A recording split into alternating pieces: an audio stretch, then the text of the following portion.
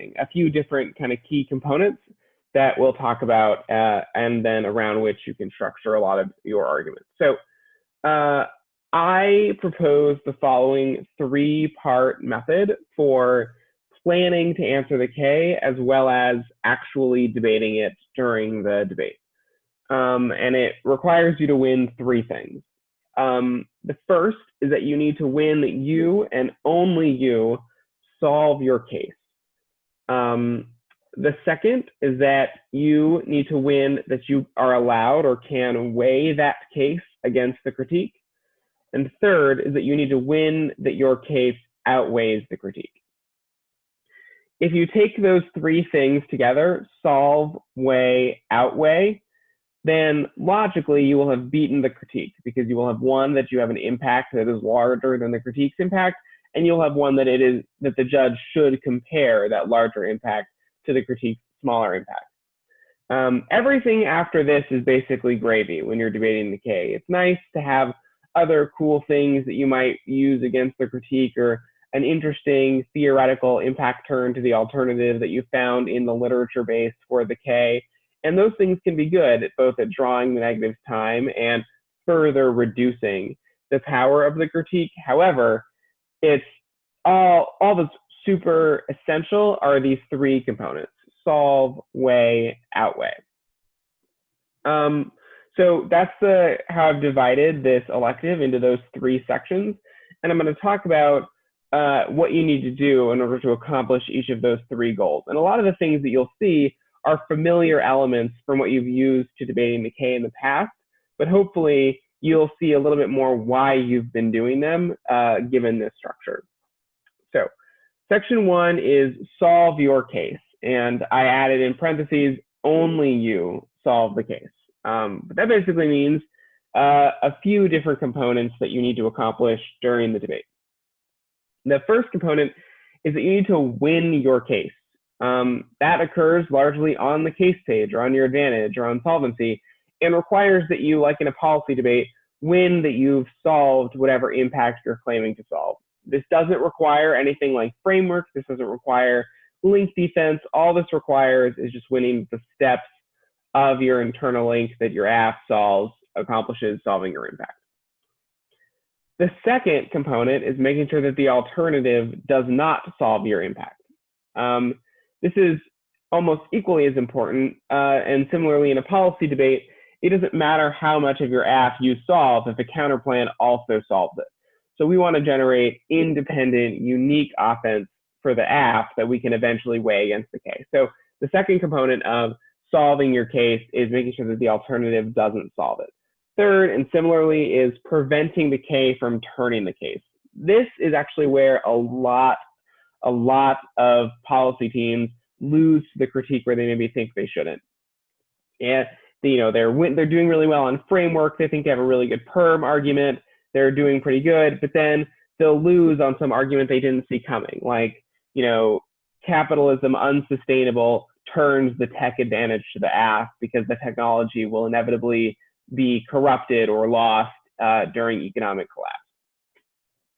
It's really, really important to look out for these turns case arguments and anticipate and preemptively answer them. And so there's kind of a few stages at which you want to be doing this. The first stage is when you're building an app. You want to build an app with an internal link and an impact that the alternative cannot solve and that the K's theory or impact cannot turn. This is really important because the more difficult it is for the alternative to solve your advantage and the more difficult it is for the K's theory to interact with your case, the higher chance it is that by the end of the debate, you will have an impact that only you solve, that you're then able to do comparison with the K's impact. So some good examples of things like that: hegemony, or United States unipolarity. Very, very little chance that the K's alternative is going to solve U.S. unipolarity or hegemony. U.S. military dominance. Most K alternatives are not interested in boosting up that impact, and therefore it's unlikely that the K will be able to solve. For example, the abolition K, its alternative is not going to solve the United States' unrivaled military primacy or hegemony or unipolarity, because that alternative likely think that that's a bad thing. Another example is democracy promotion, or trying to encourage other countries across the world to adopt more democratic systems of government. That is another thing that often Ks of imperialism seek to criticize, and therefore wouldn't probably solve. Other examples are less structural, but similarly things that K alternatives usually don't have a great means of solving: Russia war, China war, war between India and Pakistan, etc. These are all things that the alternative will have a weak claim of resolving, and incidentally also are large impacts, which will matter later. A bad example of an impact in this case is something that it's easy for the alternative to solve, or it's easy for the critique to turn. Things like racism, mass incarceration, biopower, etc. A lot of policy asks fall into the trap of trying to solve things like racism when they know they're going to be debating the K. It's hard to win that you solve that, so it's hard to win that you solve your case. It's easy to win that the alternative does solve it, because alternatives are always more broad than individual plans. And the K theory definitely turns it, which means that it kind of fails on all three counts of the goal under this section 1, which is solving the case. In general, this means that we want impacts that are not soft left when we're debating the critique. There are times when they're strategic, and that may depend on the judge or what the specific critique argument is, or maybe you have a really, really good soft left app that has just like a really good reason why the alternative doesn't solve it. And that might be a separate case. But in general, we want impacts. We want to choose apps that are really hard for Ks to access. And that way we can generate new points of clash. Points of clash, kind of in general, are places where the affirmative and the critique disagree about something. And you want to proliferate these in the debate as the affirmative. The more areas where you can generate points of disagreement between the app and the critique, the more times that the debate will come down to individual, decision points, whether that requires evidence or more technical debating in places where the critique necessarily has to be more broad and rely on general framing arguments to try to access a lot of app offense. Generating points of clash will mitigate that strategy. When you're debating, aside from after you've written your app that ideally has a lot of stuff that the K can't really mess with, you always need to be on the lookout for something that can harm the case or solve it, or in any way reduce your unique ability to solve it. Those can take tons of different forms. And so one of the pieces of the art of answering the K is getting good at quickly identifying when an argument is designed to mitigate your case.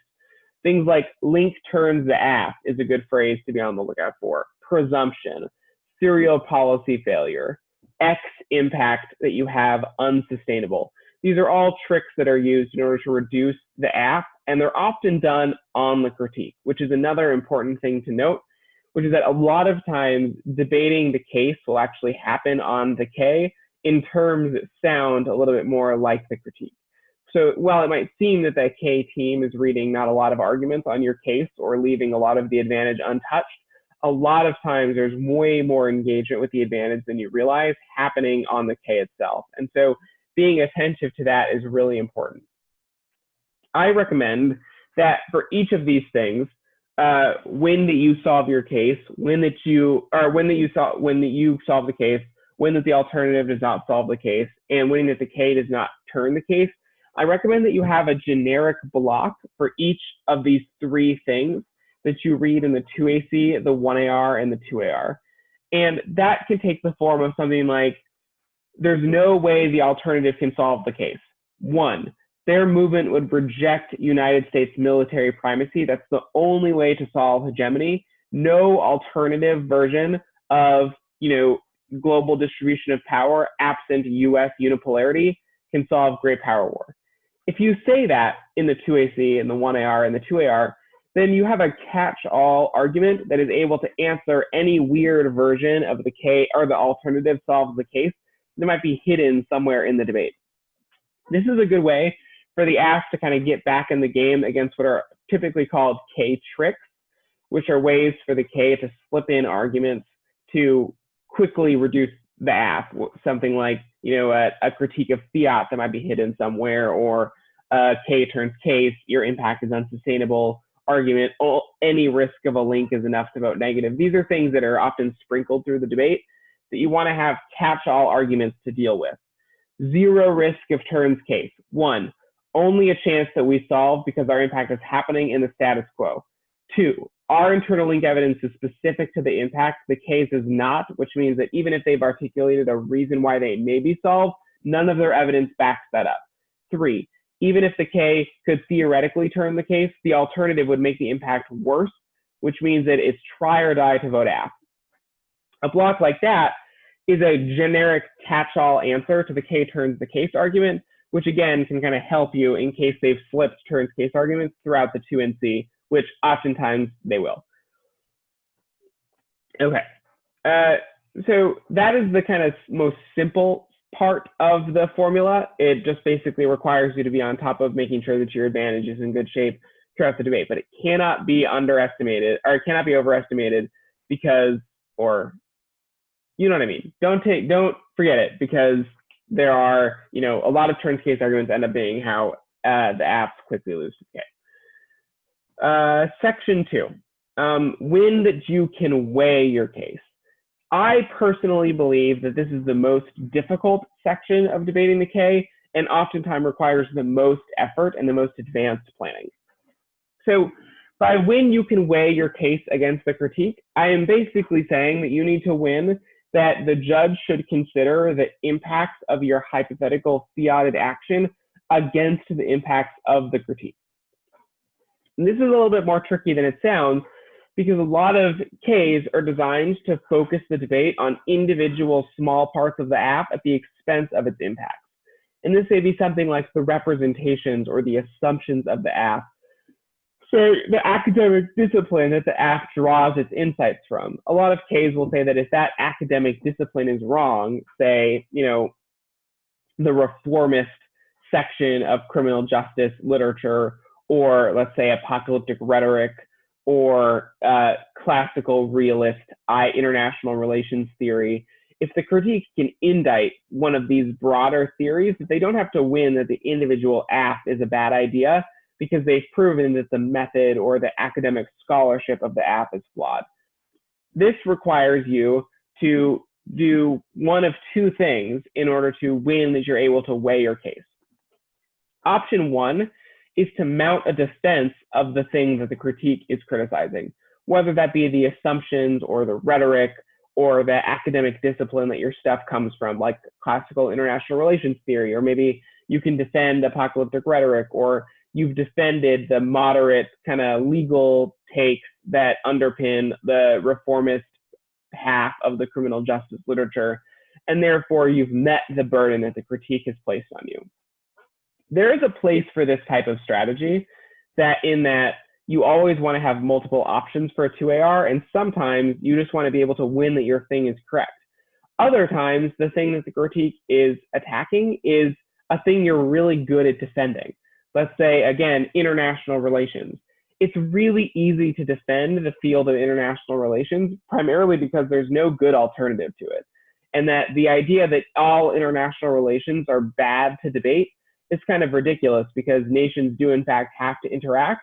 And there are so many thousands of interactions between all those nations, such that not having a general field of study to categorize all those interactions into basic templates and assume states all have the same motivations would be really cumbersome and difficult. And thus, it's easy to defend that thing, even though there might be a decent critique of international relations or IR theory. So there's a place for defending those things. And I'm going to come back to kind of the best way to defend what the K is attacking in a second. But the other option, and oftentimes the essential option for defending or for weighing the case against the critique, is what's called framework. Sometimes people get a little bit confused with the naming of framework, because it sounds a little bit like the negative argument that we read against apps without plans. And that's not a coincidence, because they share a lot of the same principles, because they basically argue what the purpose of debate should be and argue what we should focus on when having debates. But it's a little bit simpler than when being negative because you already have an app to rely on. And so there's a few extra tools you have in your toolkit when doing framework. So the first component of framework on the affirmative against a critique is to have an interpretation. Much like you have an interpretation in any theory argument, you want to say that you get to weigh your app against the critique. More specifically, you should say that the judge should consider the impacts to hypothetical action of the app against the K. That way it's unambiguous. You're saying that we should pretend that the fiated solvency of the app can be compared to whatever the alternative does. And that's a good way of kind of introducing your argument in the 2AC. Next, you need to win that a debate over the hypothetical impacts of the plan is good.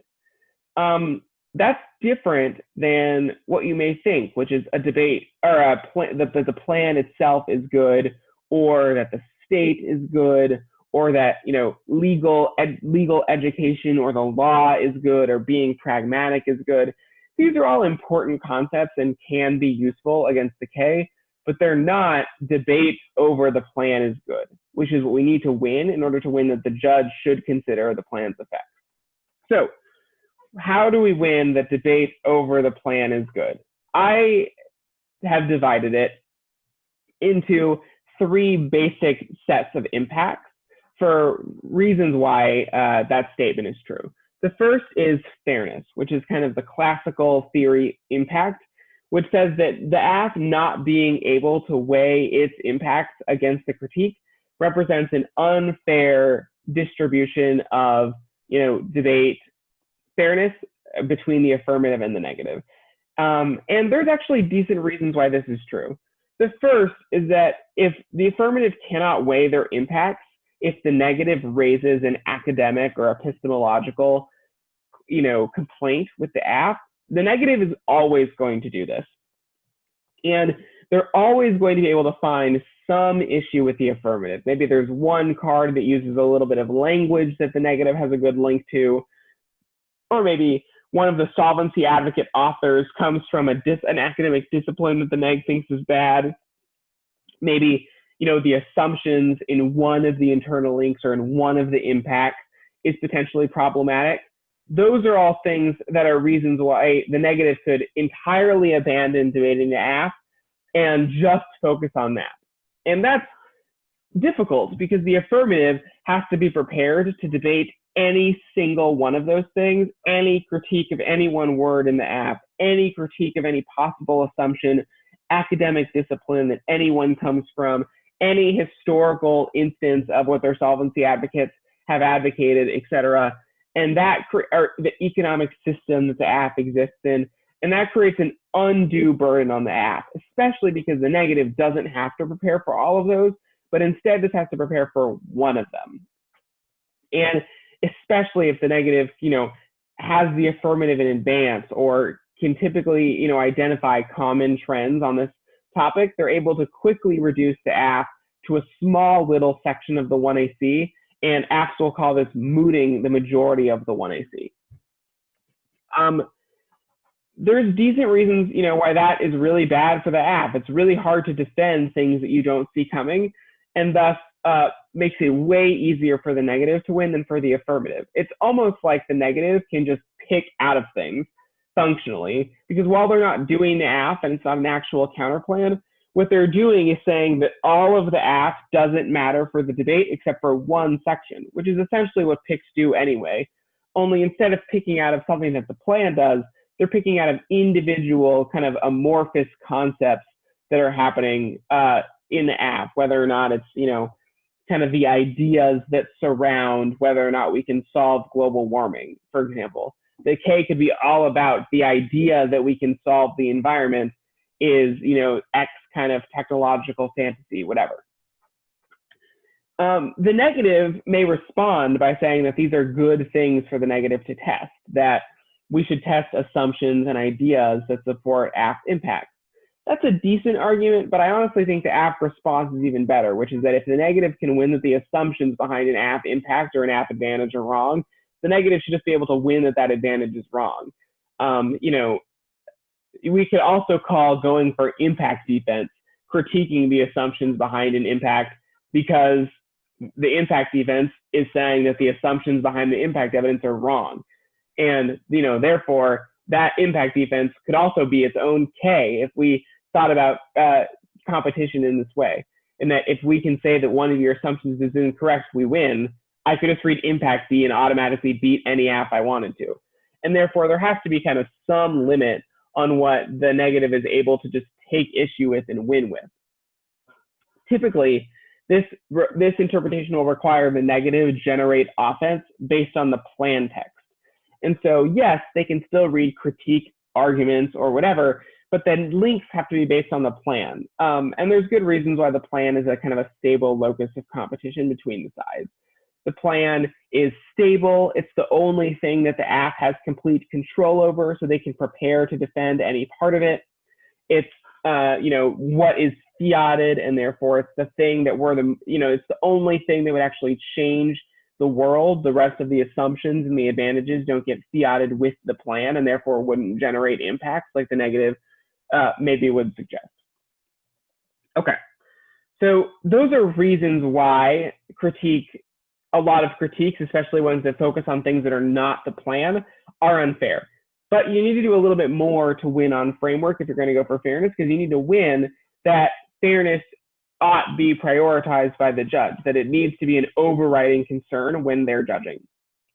And there's a few different tricks that debaters will use in order to prove that fairness is good. My favorite is that you cannot decide fairness is bad under the terms of an unfair debate. And to unpack that, I like to use an example, which is that if a lot of times the negative will say that it's good to be unfair against an app if they've won a link, or that unfairness doesn't matter if they win a link, because if they win that the app is violent, it doesn't matter that they're being unfair to it. That may make sense in the immediate context, but let's say that the 1AR then got to spend 20 minutes answering the K. The 1AR could then conclusively win that not only was it bad to be unfair against the app, but it was good to be unfair against the critique. And because the negative would only have 5 minutes to answer that 20-minute 1AR, there's very little chance that they could win that unfairness against the K was bad.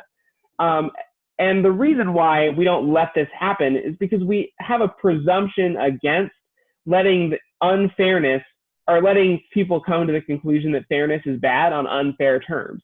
We don't let apps talk for 20 minutes about why they should get to talk for 20 minutes, because they would win that. They would be an unbeatable position.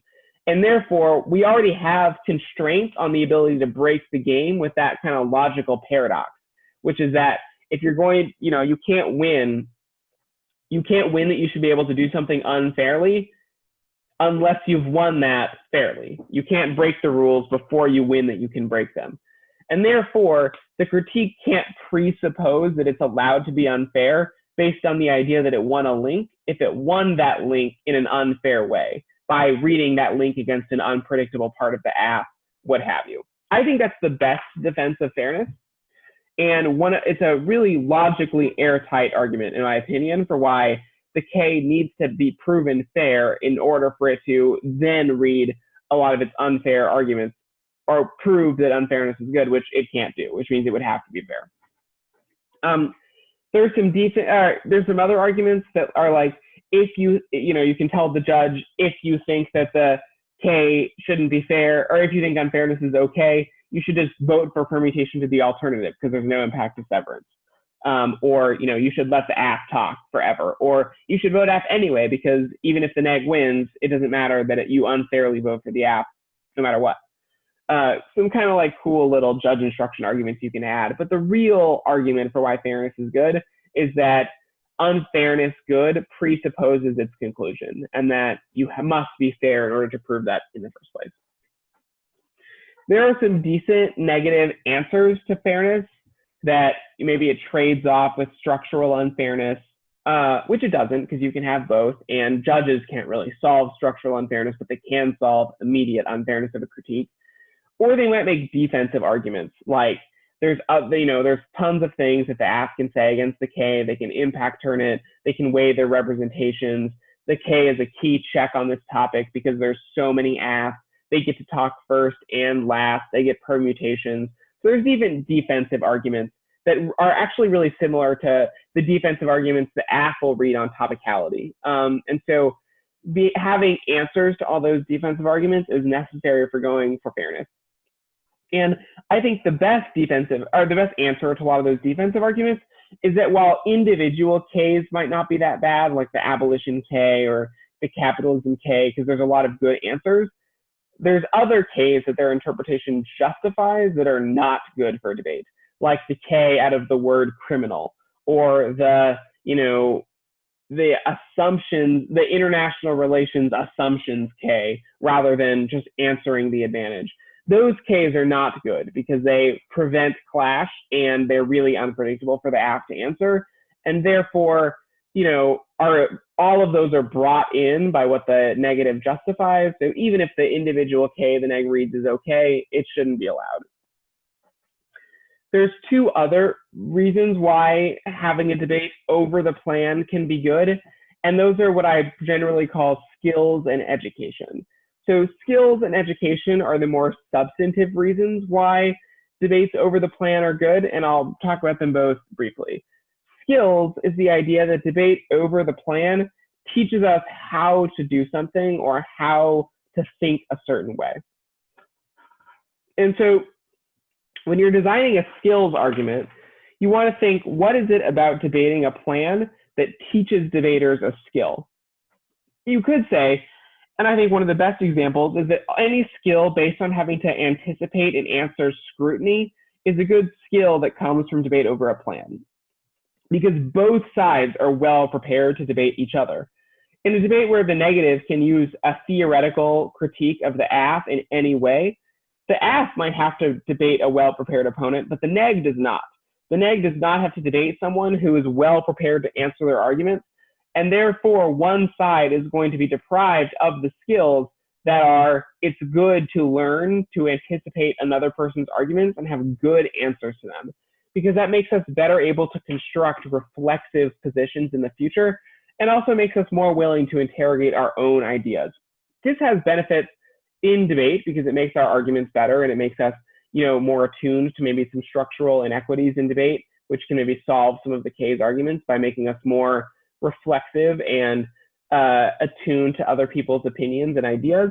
But more importantly, it makes society better because debaters, when they go out into the world, aren't just going to uncritically accept opinions thrown at them, and are also not going to uncritically be stubborn about their own ideas. They're going to actively seek out what other people think about their ideas, and they're actually going to challenge dominant ideology that are presented to them. And that makes debaters more reflexive, more resistant, and in general, it makes society less uncritically acceptant of bad ideas. And that skill is important. That has kind of social benefits, whether you're an activist or a movement builder, or whether you're in a club at your school, whether you're negotiating with your administration, whether you're negotiating with a debate tournament director for more accessibility.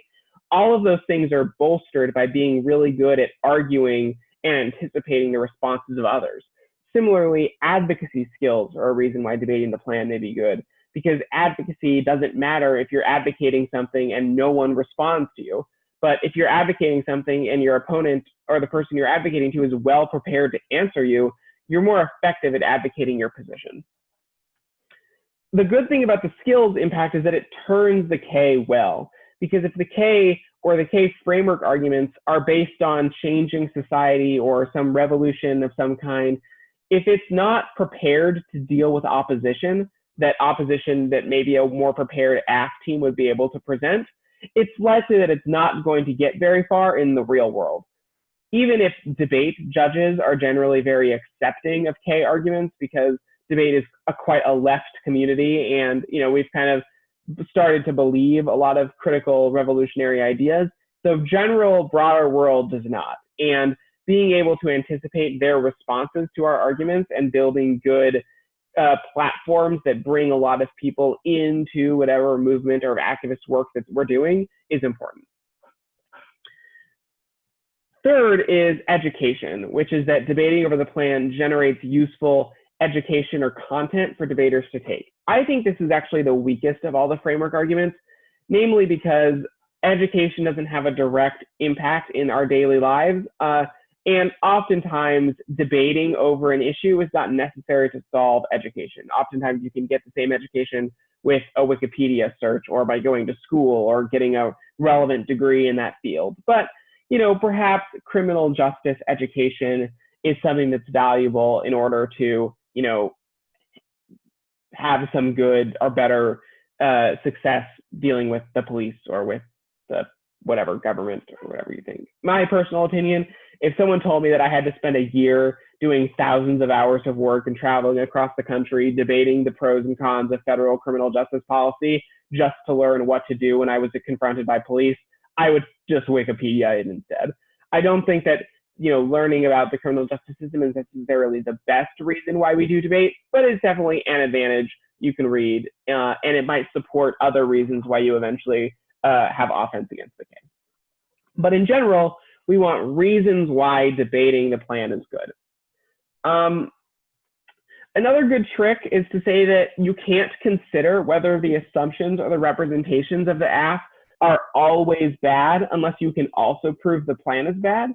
So if you are saying that warming representations are bad and because they cause technological fixes, but the AF wins that they solve global warming, then you've not proven that warming reps are always bad. You've proven that warming reps are sometimes bad, but warming reps being sometimes bad is not a reason why the AF was bad, because they used their representations in service of a plan that was good. And so you can say that the representations and assumptions of the 1AC can only be judged insofar as how they're used, which is in the terms of a plan. So I want to go back 1 second to what I said a little bit earlier, which is that there's also, you don't need necessarily framework to win, that you can win by just defending the thing that the K says is bad, like warming reps are good. I always think you should have framework, and that's because you don't want to put all your eggs in one basket. And that's even basically all the way up to the 2AR. You want to have framework. But you should also have a reps defense in case framework goes bad. You should have a reason. Extinction reps good, apocalyptic rhetoric good, militarist education is good, debating hegemony or democracy is good, debating about potential Russian conflict is good because it makes us more attuned to Russian misinformation, which affects us in our daily lives. You should have a reason why the content or the skills or, you know, the assumptions that your plan or your app uses are good, because that way you can win even if you lose framework. And that's the last thing on this section that I want to say, is you always want the sentence, we can win even if we lose framework. And then you should have a couple reasons. One of the reasons may be the thing that I just talked about, that you have a good defense of the thing that the K is criticizing. Alternatively, you might be impact turning the alt, and therefore, even if you don't get to weigh your plan, the negative has advocated an alternative in the debate, and you're saying it's bad. If they are reading the abolition K against your app and you impact turn abolition, regardless of whether or not your plan is good or even that you can weigh your plan, you've won offense against the K. And so telling the judge that so they don't just automatically vote against you if they decide you can't weigh your plan is a good hedge or backup in case things go wrong. Okay, section 3, win that your app outweighs. This is comparatively simpler to the section that I just explained, but it is also a lot of times the things where there's the most elements. So I think that you need roughly 3 things. Well, you need one thing for sure to win that your app outweighs, assuming you've won everything else. You've won that you solve your impact and you've won that you can weigh your impact. There's only one more thing you need. But there's 3 total things that make this easier. So first is you need an ethical theory that prioritizes your impact. In the beginning of this elective, I said that you should read impacts that are big. You don't want soft left impacts. You want things that end in nuclear wars and extinction and global warming. And the reason for that is that you want impacts that quantitatively outweigh most critique impacts. And that's because then when you get to this stage, if you have an ethical theory that prioritizes larger impacts over smaller ones, you can automatically win without beating the rest of the K. the K can win its full length. It can win 100% of a link. It can win 100% of an impact. It can win 100% of alt solvency. And you'll still win if you stop a nuclear war, because it just matters more than the K. And the way to do that is to have a utilitarian or an extinction first ethical theory. And the great thing is that these theories are really easy to defend. Utilitarianism true and extinction outweighs are good arguments. They're very hard to refute because they're really logically concise and coherent. So there's lots of reasons why I think extinction outweighs and utilitarianism is true are good arguments. One is that being alive is a moral prerequisite to any other ethical determination. That if people aren't alive to make ethical judgments, they cannot subsequently decide any other, deontological or soft left impact outweighs. You can't say that racism is the only impact that matters if people are dead, which means that, whatever ethical theory underpins those other ones, being alive is a necessary prerequisite to it. Second is that a lot of other non-extinction and non-life body count based ethical theories are circular. Like the MEM-E2K card, which says that racism is a D rule, it actually doesn't prove that. It just says that it's a D rule and it's the utmost ethical priority because it's the utmost ethical priority. A lot of critiques say that structural violence outweighs because if structural violence didn't outweigh, then extinction would crowd out structural violence. But put another way, that's just structural violence outweighs because if it didn't, structural violence wouldn't outweigh. That's a tautology or circular, and it doesn't prove it. It proves itself by presupposing its own conclusion. It says that our impact should outweigh because if it doesn't outweigh, then it wouldn't outweigh. That's not a reason why your impact matters. It's just like a statement. It doesn't compare anything. And therefore, it's pretty easy to prove that the negative impact relies on its own self being true before it can be true. Another good offensive argument you can make in this area is that allowing millions to die in defense of an ethical ideal, like, structural violence outweighs, and in order to stop structural violence in the United States, we should just condemn millions of people across the world to die in a horrific war, is basically the pretext for genocide. And that idea, when adopted, even if well-intentioned, can cause massive harmful effects. And not only is that a good reason why just preserving everyone's life equally is the most ethical way to evaluate impacts, it also is a good reason why you turn framework, because if their framework, it's a good critique of their reps. And having a good critique of the K's reps is a really strong reason to come back against the critique. Another good reason why extinction outweighs is moral ambiguity. And this is an idea that is propagated by Bostrom, which is that if you're not 100% sure that a certain ethical theory like racism outweighs or structural violence outweighs is true, but the alternative is extinction, we have to keep people alive to further refine that ethical theory. That the only way you could vote for extinction doesn't outweigh is if you are 100% sure that something else did.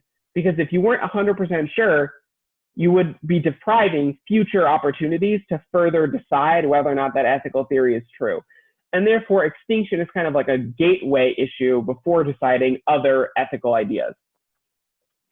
A good mathematical expression of the way that you can explain this is that even a 1% risk that the app is right about their impact means 70 million deaths if you have an extinction impact.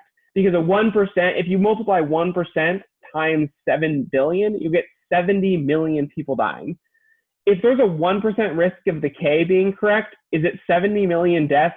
No way. It's probably not even 70 million deaths if the K is 100% right, which means that it's like if you win your like basic utilitarian theory, it's really easy for you to outweigh the K. If you want to apply this, take this even further and apply it to framework, if there's even a 1 in a billion chance the debate is able to avert an existential risk, maybe by propagating scholars like Neil Katyal who have their hands directly on the levers of power, if there's even a 1 billionth chance that that solves extinction, that's 7 lives mathematically that are saved by individual debates. And, can just debating the critique solve 7 lives? Probably not. And so thinking about this in mathematical terms can kind of help express why big impacts are really, really strategic against the K.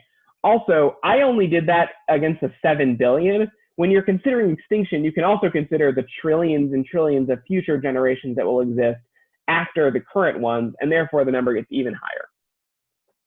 The second component, besides having an ethical theory, is impact calculus and turning the critique. You want to say that your impact outweighs even if the K wins a full risk.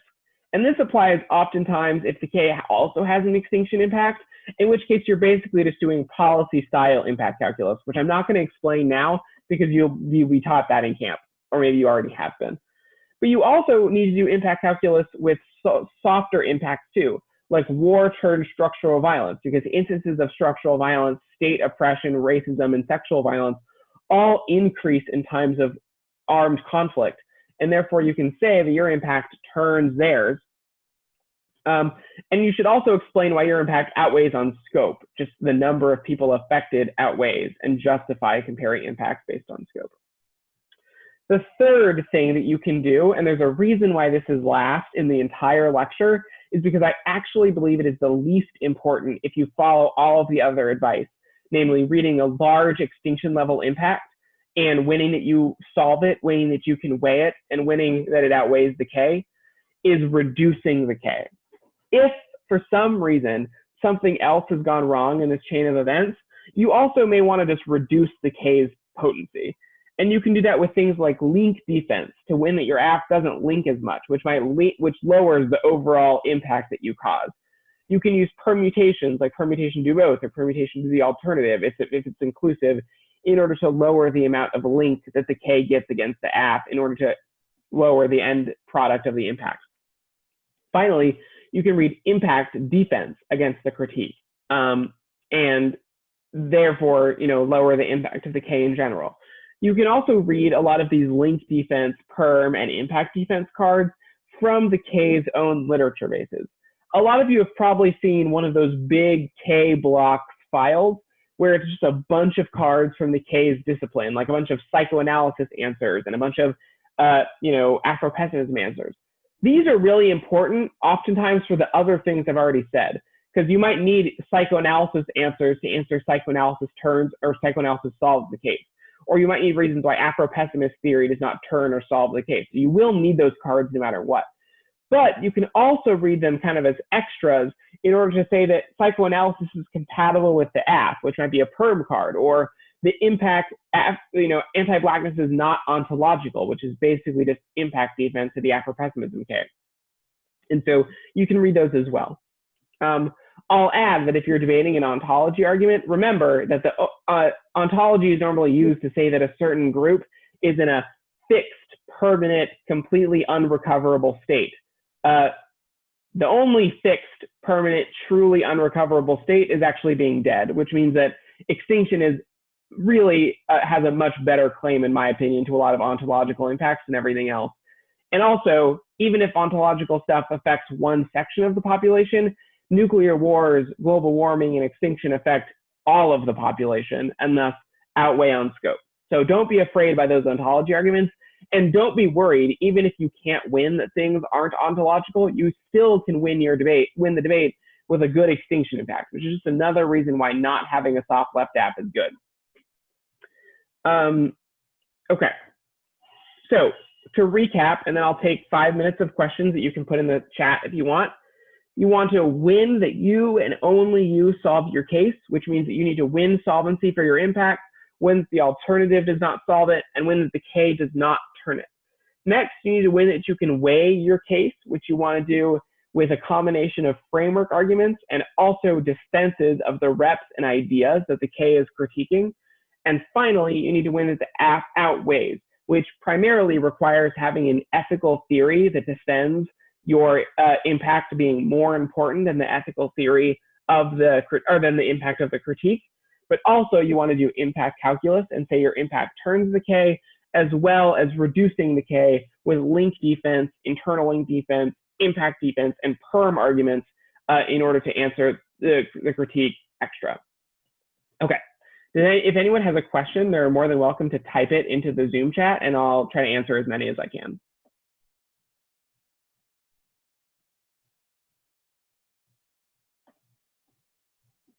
You can also say it out loud if you want to, that there's no.